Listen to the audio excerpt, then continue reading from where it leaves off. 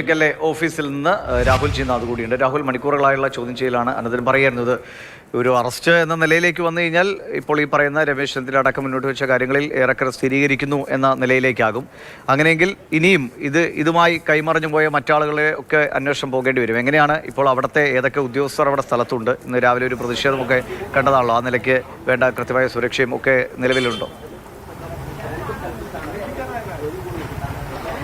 എന്തായാലും പ്രതിഷേധത്തിന് ശേഷം ഈ സുരക്ഷ പുറത്തെന്തായാലും സുരക്ഷാ ഉദ്യോഗസ്ഥരോ പോലീസുകാരോ ഇല്ല. അകത്ത് ചോദ്യം ചെയ്യൽ പുരോഗമിക്കുകയാണ്. മണിക്കൂറുകൾ നീണ്ടു നിൽക്കുമ്പോൾ തന്നെ മനസ്സിലാകുന്നുണ്ട്, നേരത്തെ ആനന്ദകൃഷ്ണൻ സൂചിപ്പിച്ചതുപോലെ പല സംശയങ്ങളും SITയുടെ ഭാഗത്തുണ്ട്.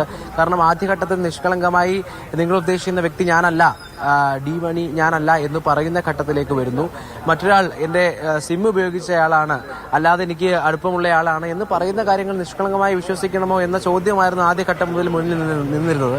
ആ ഘട്ടത്തിലൊക്കെ രമേശ് ചെന്നിത്തലയും ആവർത്തിച്ചു പറഞ്ഞത് ഒരു വിദേശ വ്യാപാരി ഇത്തരത്തിൽ കാര്യങ്ങൾ കൃത്യമായി പറയുന്നുണ്ട്, ഇതിൽ വിദേശ ബന്ധങ്ങളുണ്ട്, ഇത് മറ്റ് ഏജൻസി അന്വേഷണങ്ങളും തുടങ്ങിയ കാര്യങ്ങളൊക്കെ പറയുമ്പോൾ ഇതിന്റെ അടിസ്ഥാനം എന്താണ് എന്നുള്ള ചോദ്യമാണ് നിലനിന്നിരുന്നത്. പ്രത്യേകിച്ച് SIT അവിടെ പോയി ആ ഘട്ടത്തിൽ ചോദ്യം ചെയ്യുമ്പോൾ ഡി മണി ഞാനല്ല, ഞാൻ MS സുബ്രഹ്മണ്യമാണ് എന്ന് പറയുന്ന രീതിയിലേക്കുള്ള കാര്യങ്ങൾ പറയുന്നു. അങ്ങനെ നിങ്ങൾ ഉദ്ദേശിക്കുന്ന ആൾ ഞാനല്ല എന്ന് പറയുന്ന തരത്തിലേക്ക് കാര്യങ്ങൾ പോയിരുന്നു. പക്ഷേ അവർ ഉദ്ദേശിക്കുന്നത് ആരെയാണ് എന്നുള്ള കാര്യം മുന്നിലുണ്ട്. ഒപ്പം കുറെ ചോദ്യങ്ങളും ഉണ്ടായിരുന്നു. എന്തായാലും രാവിലെ 10 മണിക്ക് ഹാജരായതാണ് ഇരുവരും. 10:15 മണിക്കുള്ളിൽ തന്നെ രണ്ടുപേരും ഹാജരായി. അഭിഭാഷകരുമായി എത്തി, കുടുംബവുമായി എത്തി. അപ്പോഴും ഇപ്പോഴും ഈ ചോദ്യം ചെയ്യൽ തുടരുന്നു എന്ന് പറയുമ്പോൾ നേരത്തെ സൂചിപ്പിച്ചതുപോലെ പല സംശയങ്ങളും SITയുടെ ഭാഗത്ത് ഉണ്ടാകുന്നുണ്ട്. ആദ്യം ഒറ്റയ്ക്കിരുത്തിയാണ് ചോദ്യം ചെയ്ത ഇരുവരെയും. ഇനി ഒരുമിച്ചിരുത്തിൽ ചോദ്യം ചെയ്യൽ ഉണ്ടാകാനുള്ള സാധ്യതയുമുണ്ട്. അങ്ങനെയാകുമ്പോൾ ഇവർ പറഞ്ഞ മൊഴിയിലെ വൈരുദ്ധ്യങ്ങളെല്ലാം ചർച്ചയാകും. അത് പിന്നീട് കൂടുതൽ ചോദ്യം ചെയ്യലിലേക്ക് കാര്യങ്ങൾ കടന്നു പോകും. ഇതിൽ മണിക്കൂറുകൾ ഇങ്ങനെ നീളുമ്പോൾ അല്പസമയം മുൻപാണ് ബാലമുരുകന്റെ ഭാര്യ ഉൾപ്പെടെയുള്ളവർ പുറത്തേക്ക് ഈ കെട്ടിടത്തിന് പുറത്തേക്ക് ഇറങ്ങിയത്, ക്രൈംബ്രാഞ്ച് ഓഫീസിന് പുറത്തേക്ക് ഇറങ്ങിയത്. അപ്പോഴും ഒരു ആശങ്ക അവരുടെ മുഖത്തുണ്ട്.